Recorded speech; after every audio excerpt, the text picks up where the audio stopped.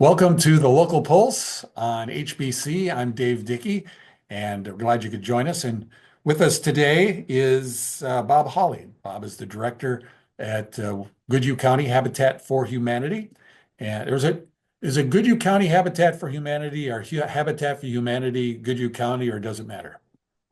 Oh, Al, it's officially Goodhue County Habitat for Okay. Humanity. Affiliates have different names. Some put it before, some after, Yeah. but yeah, All right. We know who we're talking with and what we're talking about. exactly. All right. Yeah, So, Bob, welcome to the show. Glad to have you here. yeah. Thank you. So maybe just kind of start things off. Tell us, our listeners and viewers a little bit about the Goodhue County Habitat for Humanity and the mission behind your work.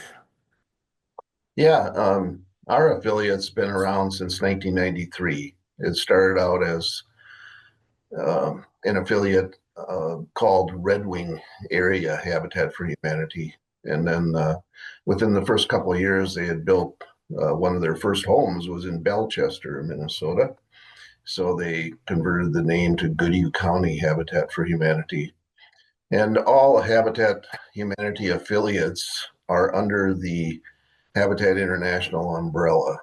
So there are international organization, and we have to abide by certain standards that they set. However, each affiliate runs independently. We all have our own volunteer board of directors, hire our own staff, have to raise our own funding, set our own guidelines and strategic plans and goals. And so we've been doing that since 1993. Started out um, as small affiliates do, usually with either no director, volunteer leaders, or part-time director. So we had a part-time director for many years by the name of Parker Quammen. And then once he decided to retire, we started hiring other directors, and I came into place about 4.5 years ago. But our goal is to increase house ownership or home ownership through an affordable means. Some people cannot afford conventional mortgages, so we build the homes with volunteers. We finance the construction of the homes. We hire staff to help build the homes. Once we get them built, we usually, in our affiliate at least, we know who we're building for. We've interviewed the families and they've applied for a home. We do a financial analysis just like any other lending institution, and then determine if they're qualified for the home. We build for them in the community they want to live in Goodhue County. Build a home around their family so we know how the family is and so forth. But once we get it built, they buy it. We appraise it and sell it at the appraised value. And then we structure the mortgages in such a way that they can afford it.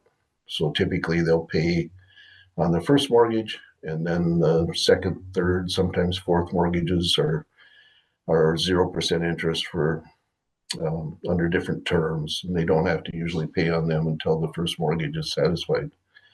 So that's how we get people into homes. So that's the main goal that we have. Secondarily, though, is a goal of keeping people in their homes. So we have what we call home revitalization in our affiliate. Not all affiliates do this, but we do, and it's basically three sub programs. One is A Brush with Kindness, which was basically aesthetic type work that we don't do much of anymore. We used to get free paint from Valspar, and that's gone by the wayside. But we do have critical home repair, people that need roofs, windows, siding, those kind of things. And then the big one we're focusing on right now is aging in place. Seniors that want to stay in their home may need some adjustments to live there safely, whether it be getting the laundry room out of the basement or a walk-in shower, or maybe worst case scenario, having to widen doorways and so forth, put a wheelchair, put a ramp in the front for them to get into their homes. So that's pretty much where in a nutshell, what we're all about is putting in people into affordable home ownership and then keeping people in their homes as their lives change. The second part of keeping people in their homes, that's something that I think we all worry about is how long can we stay in our home? And it's nice to know that there is that service available through Habitat for Humanity. So you mentioned you interview prospective homeowners. What's that process like? How does somebody get the ball rolling with Habitat for Humanity? In the past, we used to post a county-wide notice that we were accepting applications, and we would accept them from typically October to March or something like that. And then we would see where they wanted to live based on their application. But what we do now is we sometimes will target a community. We'll say, okay, we want to build a home in Kenyon, Minnesota, and therefore we're looking for an applicant who wants to live in Kenyon. And then they apply. We have an application they can get off of our website, gchabitat.org, and they can apply either getting the application off there or coming to our office, and they have to provide financial information and so forth. The three things that we need for applicants is, number one, they have to have a need for a home. They have to be either paying too much for rent, maybe the home is too small for their family, maybe the home is run down, whatever may qualify them for a need. They have to be willing to help build their own home. They have to give so many hours to learning how to finances work, learning how to take care of a home, helping to actually construct their home. All those go into what we call sweat equity. So that's the second thing. And then the third thing is the financial wherewithal and discipline to make mortgage payments month after month. Unfortunately, many times when people apply, they don't have the financial um, history that allows us to move forward with them. We'll help them get training if they want, but typically it's the financial situation that many people can't meet. And we don't want to put somebody in a home and then have to remove them later because they couldn't afford it. So our goal is to put them in a home, keep them in the home, help them stay in the home, and make sure it's financially situated so they become stable, tax-paying um, homeowners and good neighbors. And that's really our main goal. So we have a family support group. We try to get volunteers to help take some of these homeowners under their wing because a lot of them have not had the experience of home ownership. So you mentioned kind of the stumbling block for a lot of folks is that financial piece. And you mentioned maybe offering them some help to kind of figure out budgeting. Yeah. If they take you up on that offer, they go through the classes or whatever that coursework or whatever that class looks like, can they earn their way back, I guess, onto the list to be considered? Certainly, yeah, certainly. We've had people that were just not able to show that they could afford the home or had the discipline to afford the home financially. They have taken classes. We've offered classes. We're trying to get ahead of the curve and offer the classes in advance now. So when people come to us to apply, they're much more prepared. We're trying to get that set up right now. Usually after they apply, we have them take the class if they looks like they can move forward. But we're trying to get ahead of that curve. But yeah, we had a young single mother from one of our southern cities in Goodhue County who applied once and was not able to do it. We encouraged her, kept her on our radar screen, and she got her situation corrected. And the next year she reapplied, and she ended up getting a home. And that the budgeting skill is something that's will keep her in her home and keep her family in good shape for the rest of their lives. So Yes, and that's hopefully she'll pass that on to her child too. So yes. So How many, before I get into the next question, I guess might be putting the cart before the horse with that. But first, let's talk about how do you acquire a place to build? Do you actively seek vacant lots or property that is maybe not selling for on the local real estate market and acquire it that way, or what's that process look like? Well, that's becoming more and more difficult. Some communities there just aren't lots available. We often in the past would find a lot somewhere interspersed amongst other homes that maybe the former home had burnt down or something happened, and we ended up with a lot we could build on. Um, we keep our eyes and ears open, and we ask everybody to, and we visit with all the communities. We try to stay in contact with the community economic development people and city administration and so forth. If they come across something, maybe there's been a unfortunate foreclosure or some situation where a home is going to become available or a lot will become available. So we've been doing that quite a bit. This year, this last couple of years now, we actually purchased a 5 acre parcel in Red Wing, the middle of Red Wing. Used to be the former St. John's Hospital site, Hmm. and that will allow us, with the city's blessing, PUD, planned unit development parameters, to place 26 homes on that lot, on that parcel. And so that, in a way, was for us in Red Wing to get ahead of that curve and get some land set up so we could build hopefully 3 homes a year on that parcel until it's totally completed. Yeah. Sometimes city folks will call us and say, "Hey, we do have a lot. Come and look at it." We usually can build on lots that other developers won't build on because we don't build mansions and we don't, it's an affordable home, and we can usually fit them on smaller lots or lots that are not as receptive to most homes. So how many projects do you have in the works right now? Right now, we have 4 homes. We started a year ago. They're finishing up their first home now. We started a year ago with the Goodhue High School and the Kenyon Wanamingo High School, and they're both building homes in their communities. One is in Goodhue, one in Kenyon. So we're finishing up those homes. We have a twin home here in Red Wing. Our first ever twin home would be some people would say duplex. I guess we call them twin homes. Common wall. They both own half of the home.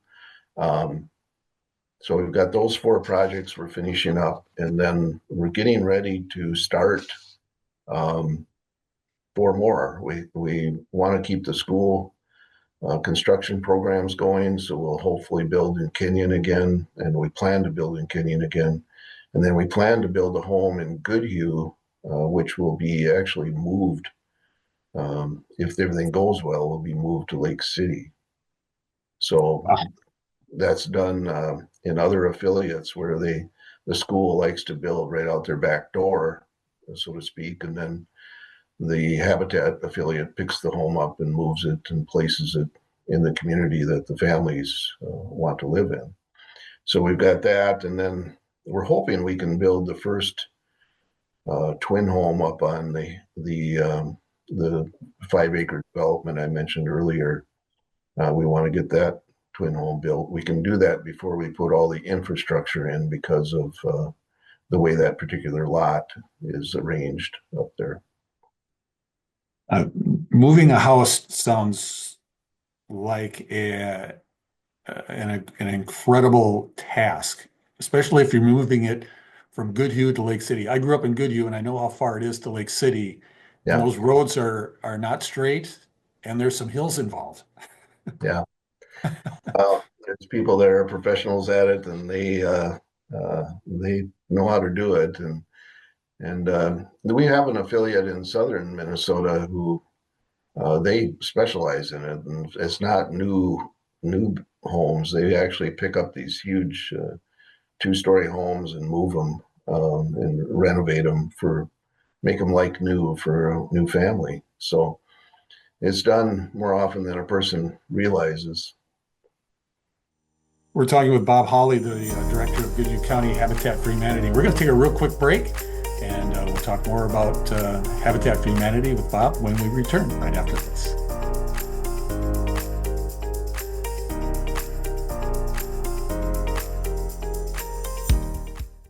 Are you doing an online quiz? Yeah. This one's going to tell me my IQ, which I've always wanted to know because it's a mystery. I'm guessing it's very low because all these quizzes are forwards to get your passwords for everything. Oh, is that right? How do you not know that? How do you know that? All right, well, we're gonna go for a run and watch for Cars and Strangers, and you change all your passwords so your identity isn't wiped out. Bit dramatic. Really like to know my IQ, though. Welcome back to the Local Pulse here on HBC. I'm Dave Dicke. Bob Hawley is our guest today, and Bob is with Goodhue County Habitat for Humanity. And we've been talking a little bit about the organization, how people can get involved, and with owning a home, and some of the projects they have going on. Maybe talk a little bit about building those homes. Habitat for Humanity is primarily really a volunteer-driven organization. So how many volunteers do you typically need to build that house? The numbers can vary. What happens in Red Wing, and we have another situation down in Kenyon, and hopefully a developing situation in Goodhue, where we have some volunteers that show up weekly. Oftentimes it's retired gentlemen. Sometimes a lady will be there too, but they tend to come. Like in Kenyon, they work on a Tuesday, Thursday, and then Red Wing here, they work on a Monday, Thursday.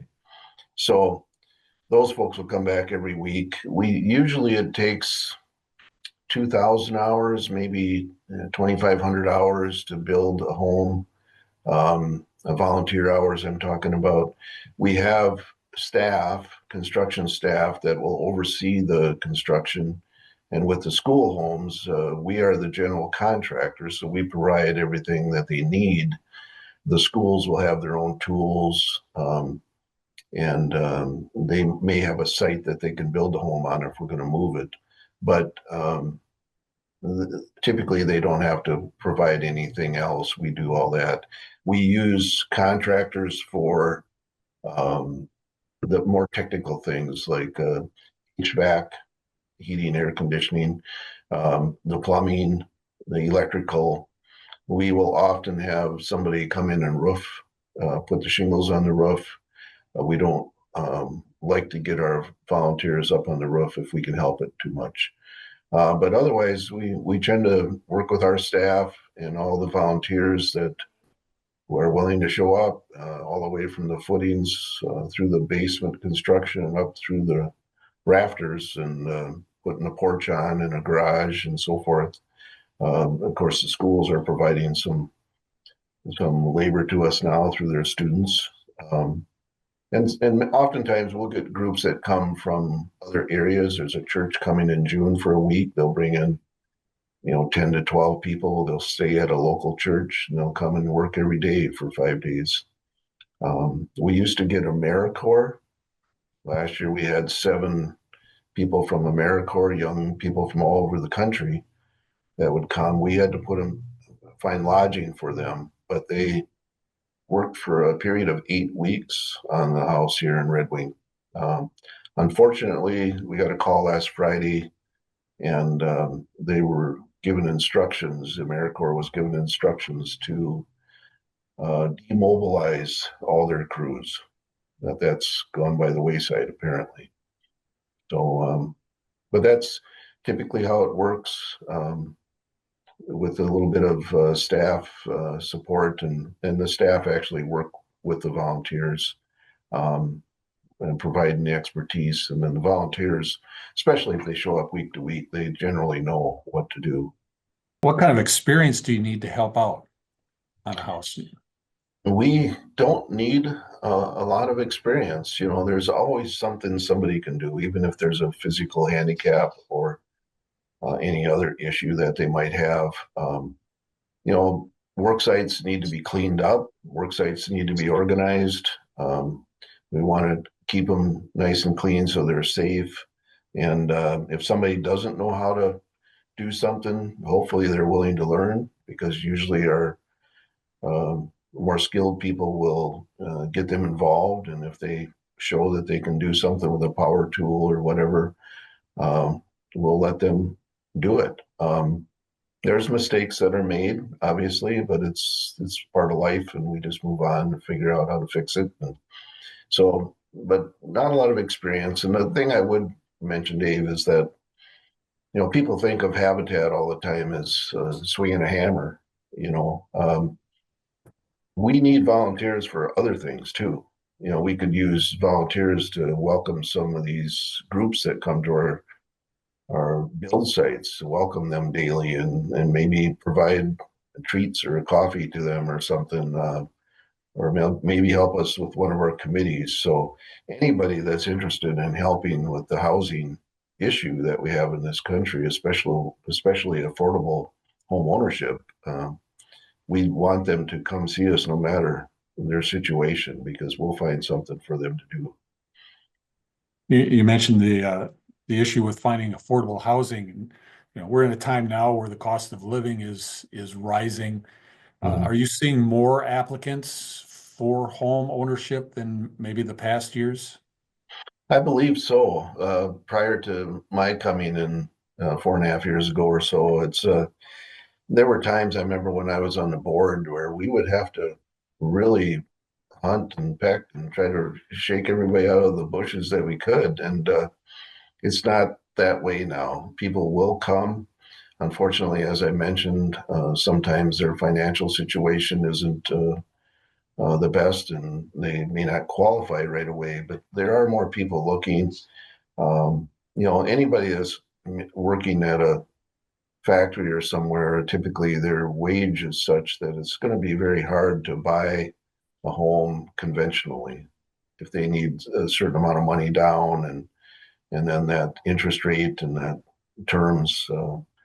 There's fewer and fewer people that can do that if they're working just what we would consider a good but probably normal position. I think there will be more people applying, unfortunately. Is there a particular age group that you see that is being more affected by this? Is it, those younger families? Is it the senior citizens, or is it kind of across the board that you're seeing? No, not for us. This is another unfortunate thing, but we do see a number of single mothers that have applied. We've had the single people. We've had uh, people getting up in the years that have applied. A couple that applied. Another lady applied she got a home. So it's all ages. Um, a lot of families, not real big families in Red Wing area, in the Goodhue County area. Some affiliates in other areas have had, huge families that apply that need a home for maybe 10, 11 people. But we haven't had too much of that here in our county. Oh, do you get a lot of support from the local community and local businesses for Habitat? And you mentioned schools sound like they've really offered a lot of support through their building programs. You see that Yeah. with others as well?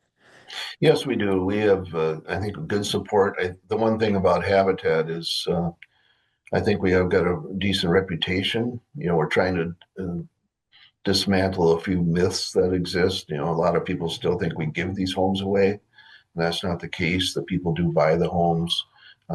Some people think that if we put a Habitat home in their neighborhood, it's going to lower the value of the neighborhood homes, but that's not the case either, and typically. So, there's some myths out there, but we have good support in our community and throughout Goodhue County.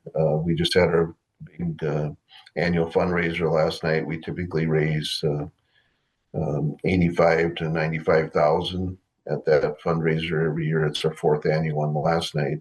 And we go out and get sponsors from businesses, $2,500 and $5,000 sponsorships. The first 3 years, we had a $10,000 sponsor each of those first 3 years. So, and we'll be having a capital campaign in Red Wing for this development that we talked about. So we're expecting some pretty good support as long as the economy doesn't falter too badly. So it's been good. What gives you hope now when it comes to solving that affordable housing challenge in Goodhue County and in those communities? I think the biggest thing, honestly, is awareness. I see more and more discussion about housing. Housing is a continuum. You got everything from homeless people up to mansions that people live in, and all along that continuum, there's a need right now throughout the country, not just in Goodhue County. So at the federal level, there's discussions about housing. At the state level, there's been many discussions, and actually some good things that came out of that 2-3 years ago with the legislature. So a lot of support there. I see it in their communities. As Red Wing just conducted another study that's coming out, and I understand housing again is one of the top two items on the list for creating a healthy community. So the discussion and the awareness is the big part. And we work on a little sliver of that continuum. We're working on the affordable housing home ownership end. We don't get into rentals or anything like that, where there also is need. But there's not many people doing the affordable home ownership model that we do. And so there's a need for us to continue to work on that, but there's a need for other people to work on other parts of that continuum to provide other types of housing. Getting close to the end of our time. If somebody's interested in being a part of Habitat for Humanity, maybe they want to help build or help out in another way, what's the best way for someone to find out about the opportunities available? Yes, they can go to our website, gchabitat.org. GC stands for Goodhue County Habitat.org. And it is .org, not .net or .com. Also, they can call us, 651-327-2195, or email at info@gchabitat.org. And that'll be, I think that's connects to me actually, info@gchabitat.org for an email, and we'll get back to them as quickly as we can. That's great. Bob, I appreciate you taking time today. And it sounds like you guys are incredibly busy building, which is good. And hopefully Yes. that continues into the weeks and months ahead for you. Thank you, Dave. We really appreciate your support. And I know you've helped us with a couple of homes that you served to get them set up. So we appreciate that.